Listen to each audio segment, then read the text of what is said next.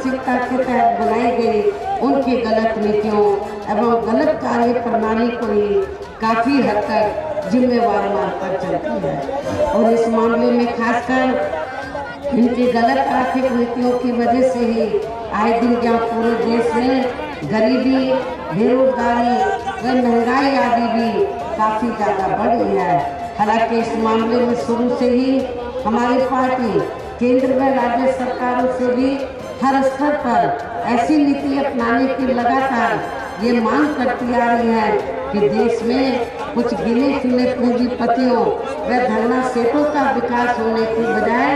बल्कि यहाँ गरीब व आम आदमी, आम लोगों का ही विकास होना चाहिए। तभी फिर सही मायने में यहाँ की आम जनता अपनी गरीबी,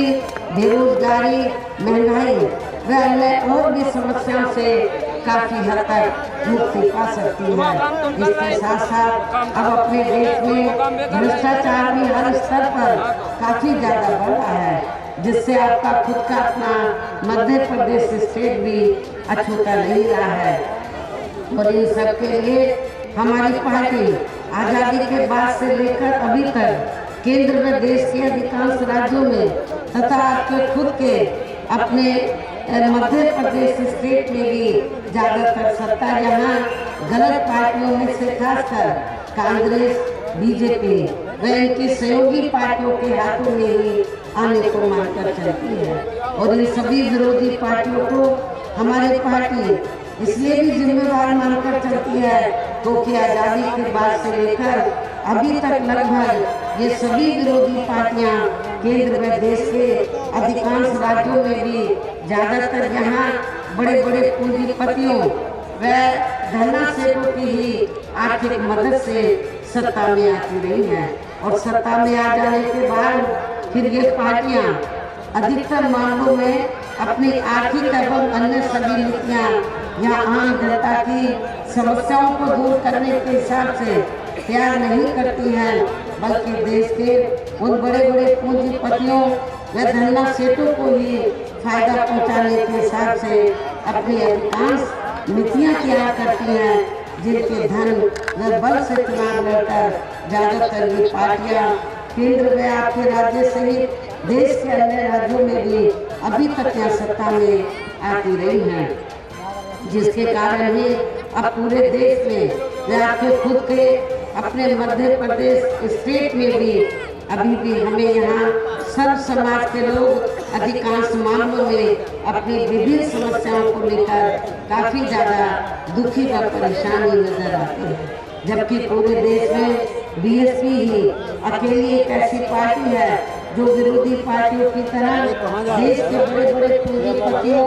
व धरना सेठों की आर्थिक मदद से नहीं बल्कि अपनी पार्टी के ही आम कार्यकर्ताओं की आर्थिक मदद से चुनाव लड़कर या केंद्र व राज्य की सत्ता में आना चाहती है, ताकि हमारी पार्टी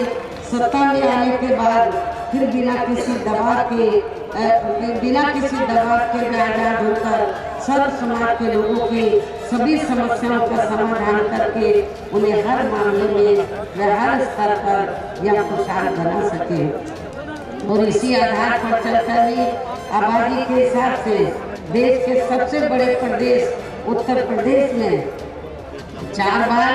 हमारी पार्टी ने अपने नेतृत्व में वहाँ सरकार भी बनाई है। और हमने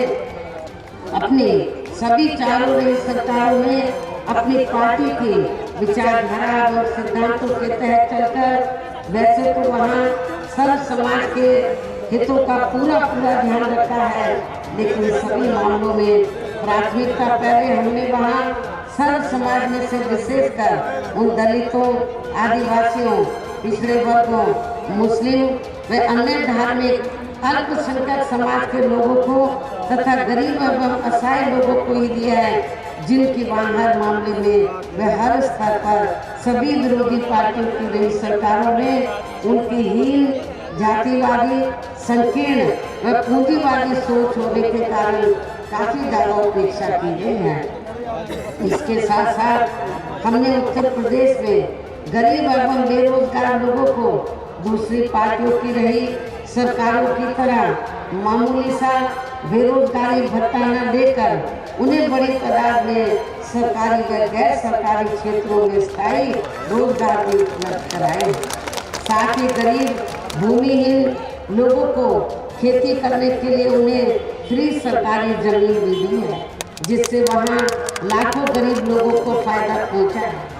आवासहीनों को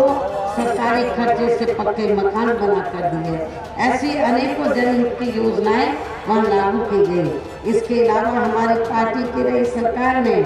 वहाँ विभिन्न क्षेत्रों में लगे लोगों के साथ साथ छात्रों, युवाओं, महिलाओं व बुजुर्गों आदि के हितों में भी अनेकों महत्वपूर्ण व ऐतिहासिक कार्य किए गए हैं, जिनसे उन्हें काफी ज्यादा लाभ पहुँचा है। साथ ही हमने उत्तर प्रदेश में सर्व समाज के लोगों के ऊपर किसी भी प्रकार की कोई जुर्म जाति आदि भी नहीं होने दिया है, बल्कि हमारी पार्टी के लिए सरकार ने वहाँ जुर्म जाति करने वाले लोगों को बिना कोई देरी किए हुए उन्हें तुरंत ही जेल की सलाखों के अंदर भेजा, जहाँ हमारी सरकार ने उनकी सही व असली जगह होगी, जिसकी यहाँ के मध्य प्रदेश स्टेट में इस समय काफी सख्त जरूरत है। इतना ही नहीं बल्कि हमारी पार्टी के लिए सरकार ने यहाँ अपने देश में दलित एवं अन्य पिछड़े वर्गों में आदिवासी समाज में भी समय समय पर जन्मे हमारे महान संतों, गुरुओं व महापुरुषों में भी खासकर महात्मा ज्योतिराव फुले, छत्रपति शाहू जी महाराज, श्री नारायण गुरु, बिरसा मुंडे, बाबा साहब डॉक्टर भीमराव अम्बेडकर एवं माननीय श्री काशीराम जी आदि को भी विभिन्न रूपों में पहली बार वह पूरा आदर सम्मान दिया, जिन्हें विरोधी पार्टियों के लोग अभी भी आसानी से पचा नहीं पा रहे हैं। इस प्रकार से उत्तर प्रदेश में हमारी पार्टी ने अपने सभी चारों शासनकाल के दौरान वह हर मामले में व हर स्तर पर सर्व समाज के लोगों को काफी बेहतरीन सरकार दी है। और यदि आप लोग भी यहाँ अपने मध्य प्रदेश स्टेट में आम जनहित के खासकर वीकर सेक्शन के हितों में, कमजोर एवं उपेक्षित वर्गों के हितों में ऐसे कार्य करना चाहते हैं, इसके साथ ही आपके प्रदेश की जनहित से जुड़ी जो भी यहाँ स्थानीय समस्याएं हैं तो उन्हें भी दूर करना चाहते हैं, तो फिर आप लोगों को भी उत्तर प्रदेश की तरह अपने मध्य प्रदेश स्टेट में भी अपनी पार्टी को हर मामले में मजबूत बना के यहाँ अपनी खुद की सर्वजन हिताय व सर्वजन सुखाय की नीतियों पर आधारित सरकार बनानी होगी, जिसके लिए अब आप लोगों को यहाँ अपने मध्य प्रदेश स्टेट में विधानसभा के लिए हो रहे आम चुनाव में अपनी पार्टी का बेहतर रिजल्ट लाना होगा।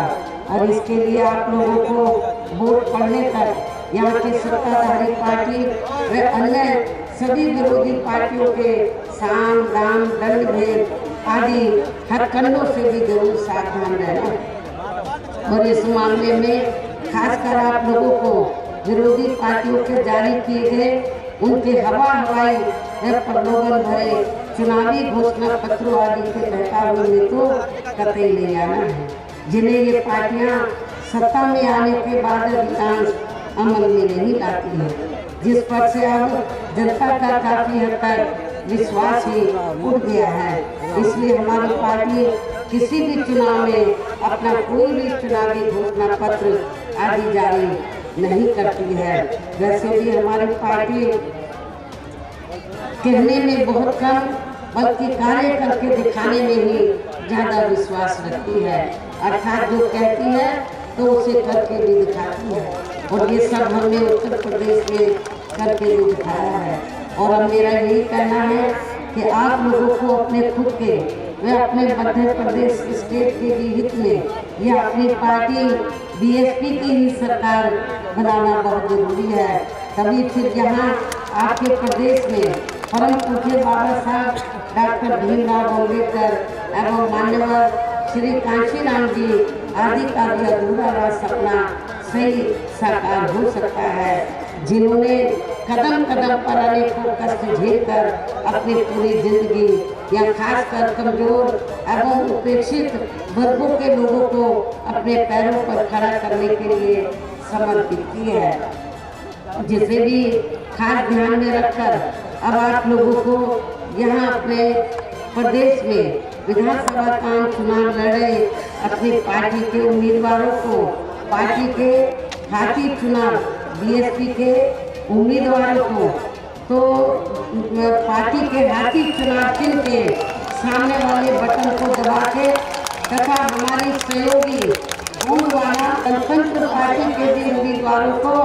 उनके आरी चुनाव चिन्ह के सामने वाले बटन को दबा के उन्हें जरूर जिताना है। और इसके लिए आप लोगों को वोट वाले दिन अपने सभी कार्य छोड़कर वे अपने अपने पोलिंग बूथों पर समय से पहुंचकर अपना वोट डालना बहुत जरूरी है। और इस मामले में हमारी जो महिलाएं हैं, जो बड़ी तादाद में मुझे सुनने के लिए आई हैं, वो भी इस मामले में उस दिन पीछे नहीं रहेंगी। इसके साथ ही आप लोगों का ये भी पूरा प्रयास होना चाहिए कि आपकी अपनी दोनों पार्टियों का एक भी वोट पड़ने से ना रह जाए। इस प्रकार से आप लोगों को अपनी पार्टी व सहयोगी पार्टी को भी कामयाब बनाने का हर संभव पूरा प्रयास करना है, जिसके लिए यहाँ स्थानीय नेताओं के साथ साथ पार्टी के राज्यसभा सांसद श्री राम जी गौतम व इनके अन्य और सभी साथी भी पूरे जी जान से लगे हैं। हालांकि श्री आकाश आनंद ने भी यहाँ आपके प्रदेश को मेरे दिशा निर्देशन में काफी समय दिया है। अंत में मैं आपसे अपनी पार्टी व सहयोगी पार्टी के भी उम्मीदवारों को कामयाब बनाने की पुरजोर अपील के साथ ही अपनी बात यहीं समाप्त करती हूँ। जय भीम, जय भारत।